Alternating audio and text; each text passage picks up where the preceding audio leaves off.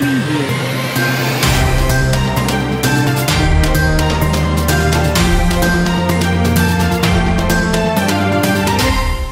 êtes sur TFA et vous avez raison, bienvenue dans ce journal de l'Afrique.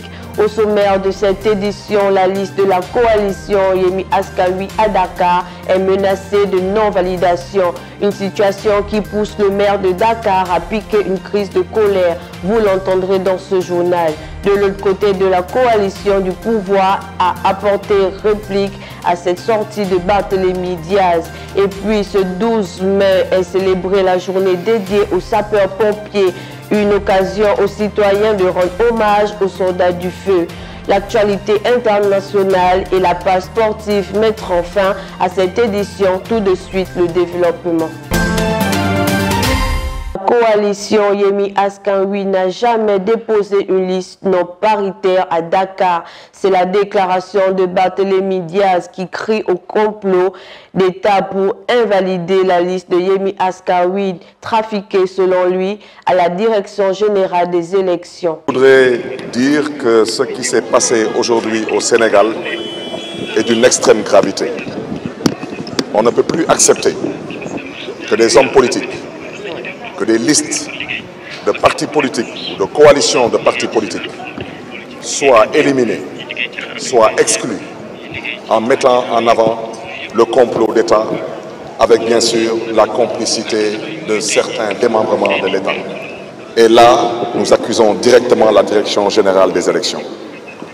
Je voudrais que tous les Sénégalais prennent le temps d'aller sur Internet et de taper le code électoral du Sénégal et de lire l'article 179 du code électoral.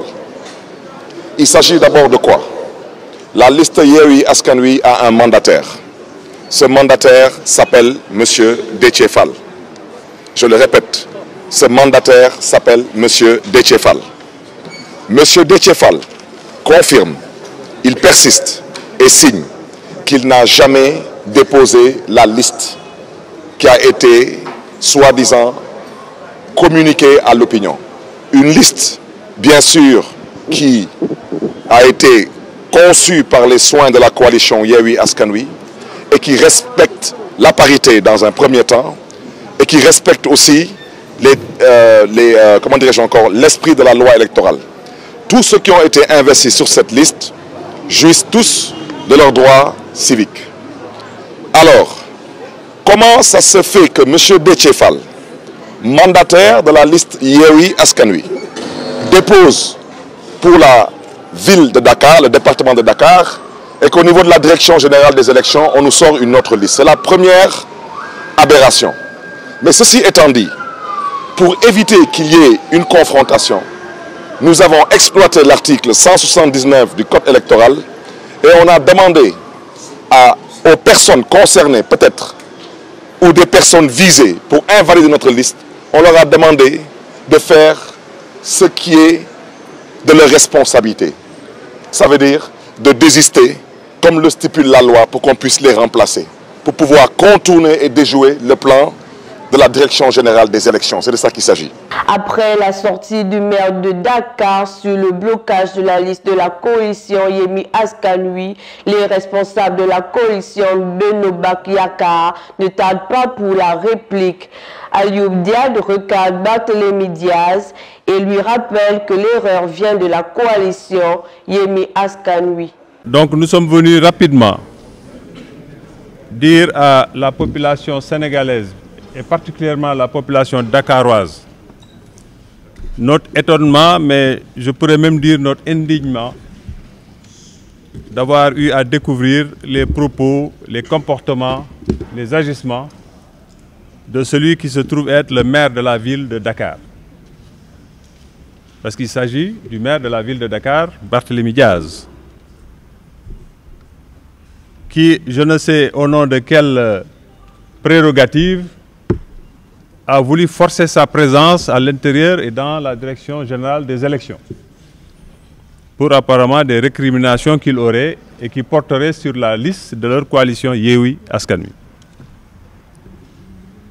Nous avons tenu à faire rapidement ce point de presse pour demander à ce que les esprits se reprennent pour dire qu'ici, au Sénégal, nous n'accepterons plus en tant qu'acteurs politiques que des gens puissent penser qu'ils sont au-dessus des lois et règlements de ce pays et qu'in fine, seule leur volonté peut s'imposer dans ce pays. Nous avons eu à nous soumettre en tant que coalition à ce que dit la loi sénégalaise, le code électoral sénégalais. Sur le parrainage, sur la composition des listes, le respect de la parité, etc. Parce que c'est cela qui s'impose à nous en tant qu'acteurs politiques. Toujours dans ce sillage, certains citoyens ont réagi sur ce sujet. Toutefois, ils demandent que des solutions soient trouvées afin de stabiliser la situation sociale du pays. Suivant leur réaction dans ce reportage signé Amin Dial et Amata Sonko. La non-validation de certaines listes de l'opposition en vue des élections législatives du 31 juillet prochain alimente de nombreux débats. Selon certains citoyens, cela pourrait être une stratégie politique pour éliminer certains adversaires. En matière de politique, tous les coups sont permis, mais je crois que ça doit se faire dans les règles de l'art. Arrêter certaines démarches pour essayer d'éliminer des potentiels candidats. Ce sont des Sénégalais, il y a eu Askan Wi. Moi je crois que le président de la République a intérêt même à travailler avec Barthélemy. Hein. Ce sont de vaillants Sénégalais. Ousmane Sonko, ce sont des Sénégalais qui se sont levés pour développer ce pays. Donc moi je crois que ça doit se faire dans vraiment le strict respect. Voilà. Une situation qui pourrait entraîner des tensions entre opposition et pouvoir. Si l'opposition se manifeste et l'État se manifeste, ce sera une catastrophe. Non, je vous jure, ce sera une catastrophe. Parce qu'on ne peut pas faire la guerre avec l'État. L'État est plus fort que l'opposition que vous voyez. Mais dans la vie, il faut avoir une stratégie noble, sans bagarre, ni insulte, ni quoi que ce soit. Parce que ce qu'on voit récemment, mais c'est inadmissible. Ainsi, Gabriel lance un appel au président afin qu'il stabilise la situation sociale du pays, surtout à cette veille de l'élection. Et moi, je crois que le président de la République doit appeler à l'apaisement, au dialogue. Ce sont des Sénégalais comme tout le monde, ils ont le droit de se présenter aux élections et ils n'ont qu'à tout faire pour remplir les conditions. Mais à mon humble avis, je crois que le président de la République doit apaiser le climat social parce que Yewwi Askan Wi, quoi que l'on dise, ce sont des Sénégalais qui font du bon travail dans ce pays. La liste de la coalition Yewwi à Dakar sera-t-elle définitivement exclue au prochain joute électoral ou pas? La réponse reste encore incertaine, mais dans toutes les circonstances, la population souhaite aller à une élection dans un climat bien apaisé. Le gouvernement sénégalais a adopté mercredi un projet de loi de financement rectificatif d'un montant de 5 556,7 milliards de francs CFA, a annoncé le porte-parole Oumar Gueye à l'Antiam. Le projet de loi de finances rectificatif présenté par le ministre des Finances et du Budget Abdoulaye Daouda Diallo enregistre une hausse de 357,7 milliards de francs CFA en valeur absolue et de 6,9% en valeur relative en comparaison avec la loi finance initiale. Suivant les orientations du président de la République, souligne le communiqué du Conseil des ministres, le projet de LFR rend notamment en compte l'amplification des transferts monétaires aux populations vulnérables, les subventions à l'énergie et le soutien au prix des produits alimentaires afin de renforcer le pouvoir d'achat des ménages. Il intègre également les besoins propriétaires en matière de dépenses et de souveraineté et de l'ensemble des engagements financiers du gouvernement pour améliorer significativement et dans l'équité les rémunérations des agents dans les différents secteurs administration, explique Oumar Gueye. Les recettes du projet de loi finance pour 2022 avaient été arrêtées à 3 510,7 milliards de francs CFA et les dépenses à 4 294 milliards. Comparé à la loi de finances initiale de 2021, le budget 2022 a connu une hausse des recettes de 284,8 milliards de francs CFA, soit 9%, et des dépenses à 324,9 milliards de francs CFA, soit 8%. Pour Pour un achat de terrain, l'ancien député Zatombaye se fait escroquer d'une valeur de 36 millions de francs CFA. D'après le quotidien Les Échos, une affaire sombre de vente de terrain impliquant l'ancien député et l'actuel ministre conseiller Zatombaye a été jugé ce 11 mai au flagrant délit du tribunal correctionnel de grande instance de Dakar. Revenu dans ce procès, la trentaine, M.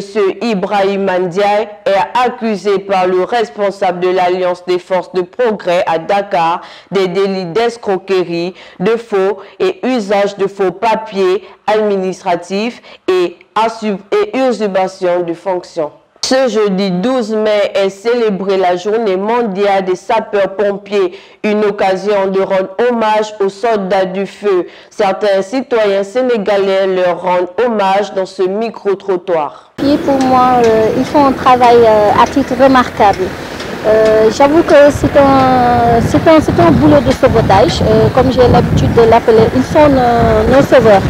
Parce que d'habitude, quand on se noie, il n'y a que qui peuvent nous faire tirer d'affaire. Quand il y a l'incendie, de même.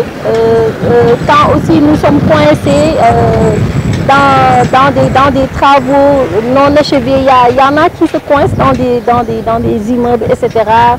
Mais vraiment, sont des gars à féliciter. Ils sont même d'ailleurs à honorer. Ils sont très utiles pour assurer notre sécurité et notre défense. Et surtout aujourd'hui, on vit dans un monde où quand même avec le développement de la technologie, le développement industriel, je pense que de plus en plus on assiste au risque qui est professionnel, de même qu'au risque technologique. Et je pense qu'on en a besoin de pour faire face à ces accidents. Les sapeurs-pompiers dans la société est très important car ils sauvent des vies. Par exemple, quand on voit les accidents sur la route, on fait appel aux sapeurs-pompiers et dès qu'on leur appelle, ils viennent subitement pour sauver des vies. Il y a aussi les feux qu'ils éteignent. Il y a aussi d'autres activités qu'ils font pour la société. L'actualité internationale que nous démarrons au Burkina, les opérations de sauvetage se poursuivent dans le centre-ouest du pays. Un travail contre la montre peut tenter d'évacuer les flots qui ont inondé les galeries souterraines de cette mine le 16 avril dernier. 8 travailleurs, 6 Burkinabés, un Tanzanien et un Zambien sont toujours portés disparus pour un piège dans l'une des galeries de la mine. Le ministre du Travail était sur le site au début de cette semaine pour suivre l'évolution des recherches. Et puis, une première attaque djihadiste meurtrière au Togo a fait un bilan catastrophique avec beaucoup de pertes matérielles. Sans doute n'est-ce qu'une question de temps, soupire Jeune Afrique, tant les pays de la sous-région sont un à un pris possible par les groupes terroristes qui sévissent dans celle-ci. Dans la nuit de mardi à mercredi, aux environs de 3 heures du matin, un poste militaire situé dans la localité de Kespakandi, non loin de la frontière avec le Burkina Faso, a été attaqué. L'armée, selon Jeune Afrique, les assaillants lourdement armés sont arrivés par la dizaine, jugés sur des mots et ont ouvert le feu sur les militaires togolais. Face à Jean-Luc Mélenchon, Marine Le Pen veut reprendre la place de première opposante. Après des vacances, Marine Le Pen reprit le chemin de la campagne. L'ex-candidate du Rassemblement national s'est fait discret trop peut-être. Jean-Luc Mélenchon a dominé l'actualité en réunissant l'union à gauche et en s'affichant comme le premier opposant à Emmanuel Macron. Branle-bas de combat au RN où le leader de la France insoumise est devenu l'ennemi public numéro 1.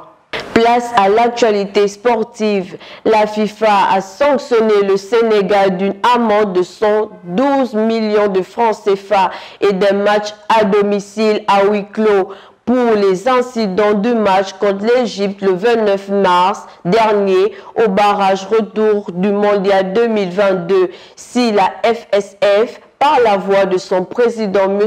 Augustin Senghor, notamment à dénoncer la sévérité des sanctions. Elle n'attend pas les contexter en appel. La décision a été prise avant-hier lors de la dernière réunion du comité exécutif de l'instance. Nous arrivons au terme de cette édition. Merci de nous avoir suivis sur TFA. Bonne soirée à tous.